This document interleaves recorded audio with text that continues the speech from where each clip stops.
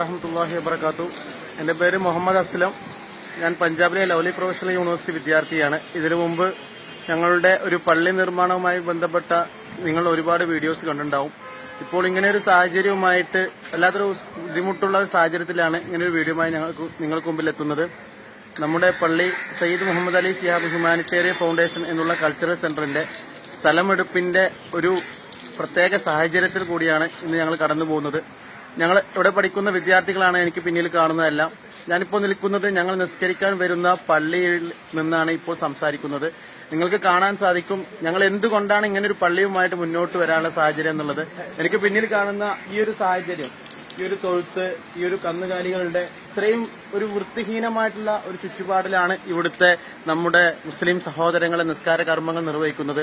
ഞങ്ങൾ നിൽക്കുന്നത് ഞങ്ങൾ ജുമുഅ നിസ്കരിക്കുന്ന സ്ഥലത്താണ്. നിങ്ങൾ ഈ നിലങ്ങളിലേക്ക് നോക്കുക. നമ്മുടെ കേരളത്തിൽ വളരെ എസിയും പൊടിയും കടന്നു ചെല്ലാത്ത എസിയുള്ള ശീതീകരിച്ച പള്ളി വിനാരങ്ങളെല്ലാം ഉള്ള പള്ളി സൗകര്യങ്ങൾ ഉണ്ടാകുമ്പോൾ ഇങ്ങ് ഉത്തരേന്ത്യയിലെ നമ്മുടെ സമൂഹത്തിന്റെ സമുദായത്തിന്റെ എത്രത്തോളം മോശമായിട്ടുള്ള സാഹചര്യമാണെന്നുള്ളത് മനസ്സിലാക്കണം. ഇപ്പോൾ ഇവിടുത്തെ ഒരു കാലാവസ്ഥ എന്ന് പറഞ്ഞാൽ 48 ഡിഗ്രിയോളം സെൽഷ്യസ് ചൂടും കൂടിയാണ്. ആയതുകൊണ്ട് ഇങ്ങനെയുള്ള സാഹചര്യങ്ങളെല്ലാം കഴിഞ്ഞ കാലങ്ങളിൽ മനസ്സിലാക്കിയത് കൊണ്ടാണ് ഞങ്ങൾ ഇങ്ങനൊരു പദ്ധതിയുമായി മുന്നോട്ട് പോകുന്നത്.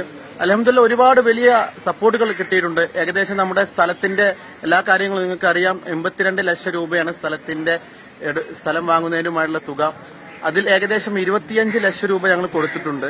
ഞങ്ങൾ വിദ്യാർത്ഥികളായതുകൊണ്ട് തന്നെ ഈ ഒരു മാസം ഞങ്ങൾക്ക് എല്ലാവർക്കും എക്സാം ആണ്.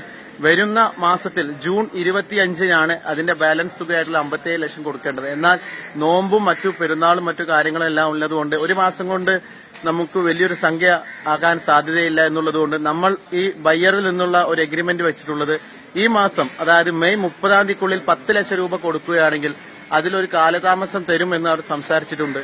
ആ ഒരു കാലതാമസം ഇനി വെറും 10 ദിവസം മാത്രമേ ഉള്ളൂ.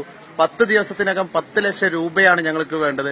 എങ്കിൽ മാത്രമേ ഈ ഒരു മഹത്തായ പദ്ധതി നാളെ ചരിത്രത്തിന്റെ താളുകളിലേക്ക് തുന്നിച്ചേർക്കാവുന്ന ഈ മഹത്തായ പദ്ധതി നിർമ്മിക്കാൻ കഴിയൂ.